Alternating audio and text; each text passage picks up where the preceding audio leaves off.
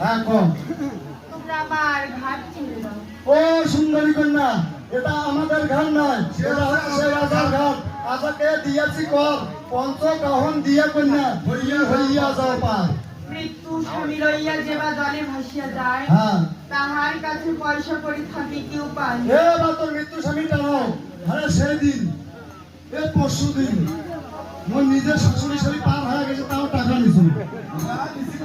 হাসেন না, মোর নিজের শাশুড়ি শাড়ি। তোমার মতো পাগলা হ্যাঁ শাশুড়ি যেন শালি কই মানে অনেক